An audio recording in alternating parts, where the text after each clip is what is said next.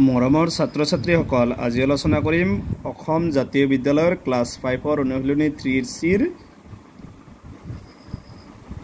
8 number প্ৰশ্নৰ পৰা ইয়াৰ আগৰ ভিডিঅ'ত 1 পৰা 7 লৈকে আলোচনা কৰিছো। 8 নম্বৰ প্ৰশ্নত কৈছে এটা সংখ্যা 9 ৰে বিভাজ্য হোৱাৰ নিয়মটো লিখা। এই নিয়ম প্ৰয়োগ কৰি 568934 সংখ্যাটো 9 ৰে বিভাজ্য হয় নে নহয় পৰীক্ষা কৰিব লাগে। প্ৰথমে আমি কি লিখিম? 9 ৰে বিভাজ্য হোৱাৰ নিয়মটো। 9 ৰে বিভাজ্য হোৱাৰ নিয়মটো ধুনীয়াকৈ দিয়া আছে। এটা সংখ্যাৰ অংককেইটাৰ যোগফলটো 9 ৰে বিভাজ্য হলে সংখ্যাটো 9 ৰে বিভাজ্য হ'ব। তাৰ মানে যদি এটা অংক দিয়া থাকে, সেই অংককেইটাৰ যদি যোগ কৰাৰ পিছত 9 ৰে বিভাজ্য হয়, তেতিয়াহ'লে আমাক যেটো সংখ্যা দিয়া থাকিব সেই সংখ্যাটো কি হ'ব? 9 ৰে বিভাজ্য হ'ব। ইয়াত দিয়া আছে, চোৱা 9 ৰে বিভাজ্য হোৱাৰ নিয়ম ধুনীয়াকৈ দিয়া আছে। চাবা, প্ৰথমে আমাক সংখ্যাটো দিয়া আছে এটা 568934।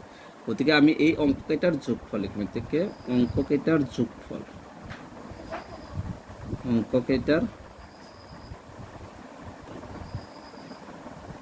অংককেইটাৰ যোগফল। সবাই এটা যোগ কৰিম।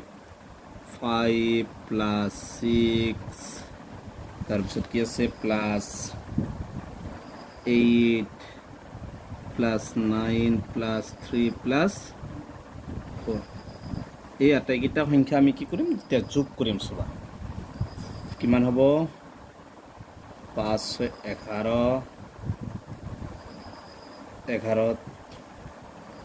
তাৰপিছত 11 × 8 কিমান? 19 20 21 22 23 24 25 26 আৰু 9 কিমান হ'ব? 35। এতিয়া চোৱাচোন 35 টো 9 ৰে বিভাজ্য হ'ব নেকি? 35 টো 9 ৰে বিভাজ্য নহয়। 36 টো হ'ব, কাৰণ 9 লগত 4 পূৰণ কৰিলে কিমান? 36 হ'ব। তো আমি 9 ৰে কিবা সংখ্যা পূৰণ কৰিলে আমি 35 টো পোৱা নাযাব, বা 9 ৰে 35 হৰণ নাযায়, বাকী থাকিব। গতিকে লিখিবা এতেকে 35, 9 ৰে বিভাজ্য নহয়।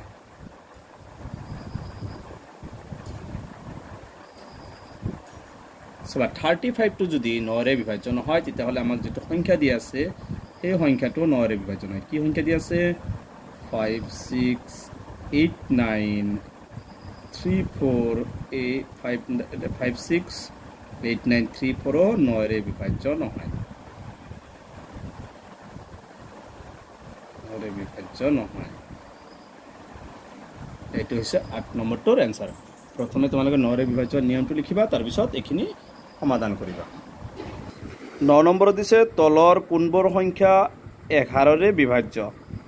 ইয়াত সবা 4টা সংখ্যা দিয়া আছে, এইবিলাক কোনকেইটা 11 ৰে বিভাজ্য হ'ব এইটো ওলাব লাগে।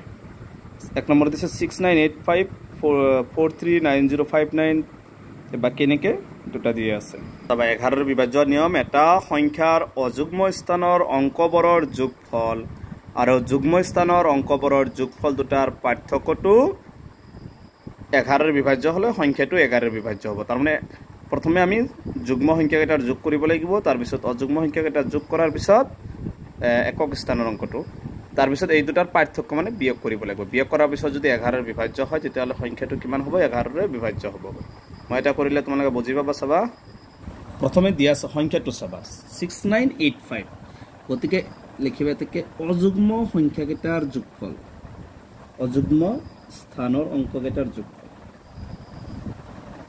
বা যুগ্ম যেটো আগত লিখিব পাৰিবা, অযুগ্ম স্থানৰ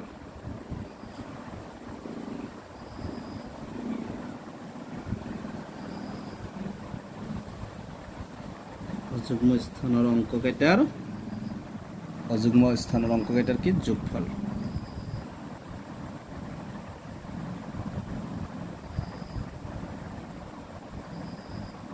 অযুগ্ম স্থানৰ অংককেইটাৰ যোগফল। এতিয়া চাবা এইটো অযুগ্ম কোনটো? প্ৰথম সংখ্যাটো অযুগ্ম, তাৰপিছতটো কি? যুগ্ম। তাৰপিছত প্ৰথমটো অযুগ্ম, এইটো অযুগ্ম, তাৰপিছত এইটো কি হ'ব? যুগ্ম। ইয়াত অযুগ্ম সংখ্যা কোনটো হ'ব? 6 আৰু 8। 6 + 8 = কিমান হ'ব? 14। এবাৰ লিখিবা যুগ্ম স্থানৰ অংককেইটাৰ যোগফল। যুগ্ম স্থানৰ অঙ্ককেইটাৰ যোগফল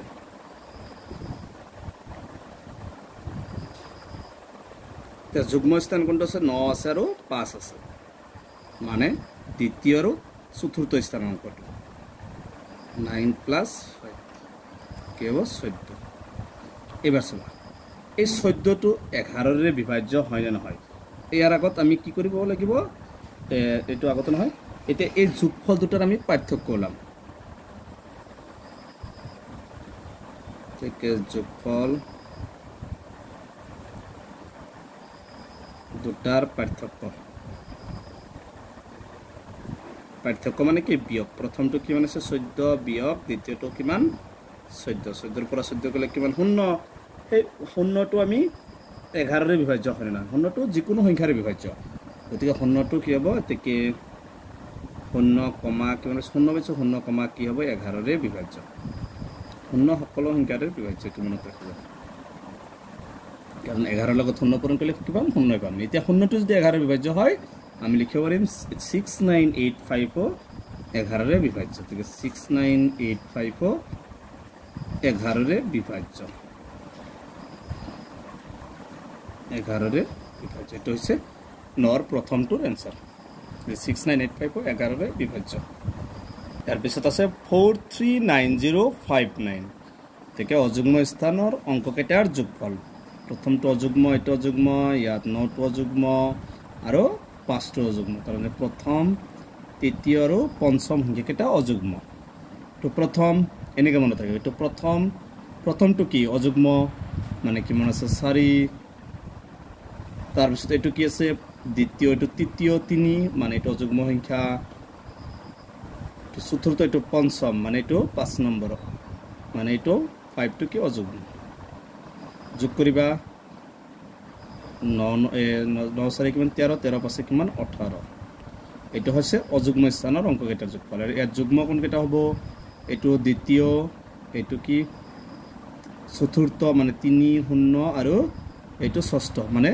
9 মানে 3 0 3 যোগ 0 যোগ 9 কি লিখিম 3 যোগ 0 যোগ 9 এতেকে যোগফল দুটাৰ পাৰ্থক্য প্ৰথম যোগফলত কিমান পাইছো প্ৰথম যোগফলত পাইছিলো 18 তো যোগফল দুটাৰ পাৰ্থক্য 18 বিয়োগ একেটা যোগ কৰিবা যোগ কৰিলে কিমান হ'ব 12 9 আৰু 3 কিমান হ'ব 12 গতিকে যোগফল দুটাৰ পাৰ্থক্য কি হ'ব 18 বিয়োগ কিমান হ'ব 12 18 পৰা 12 গলে কি 6 এই 6টো 6,11 ৰে বিভাজ্য নহয় 6টো কি 11 ৰে বিভাজ্য না যায় 6টো 11 ৰে বিভাজ্য নহয় 6টো যদি 11 ৰে বিভাজ্য নহয় আমাক সংখ্যাটো দিছিল এতেকে 439059 11 ৰে বিভাজ্য নহয় এটো হৈছে ইয়াৰ 2 নম্বৰটোৰ आंसर 3 নম্বৰটোত আছে সবা ইয়াত আছে 8164925 প্ৰথমে অযুগ্ম স্থানৰ অঙ্ককেইটাৰ যোগফল ইয়াত অযুগ্ম এটো প্ৰথম অযুগ্ম তো দ্বিতীয় তৃতীয়ত আছে 6 চতুৰ্থ পঞ্চমত 9 ষষ্ঠ সপ্তমত 5 এতিয়া যোগ কৰিবা আচ্ছা 14 আৰু 9 কিমান হ'ব 9 4 13 এসব আছে 14 9 5 14 কিমান হ'ব 28 এবাৰ যুগ্ম স্থানৰ অঙ্ককেইটাৰ যোগফল এটা যুগ্ম কিটো দ্বিতীয়ত কি আছে 1 তৃতীয়টো চতুৰ্থ 4 প্রথম দ্বিতীয় তৃতীয় চতুর্থ পঞ্চম ষষ্ঠ কি আছে 2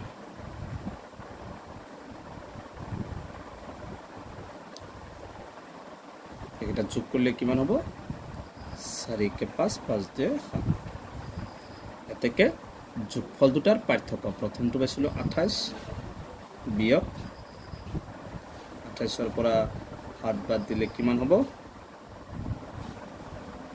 21 হাত গলে 21 এটা সব 21 টো 7 ৰে বিভাজ্য 11 ৰে বিভাজ্য হয় না নহয় 21 টো কি 8 ৰে 11 ৰে বিভাজ্য নহয় 21, 11ৰে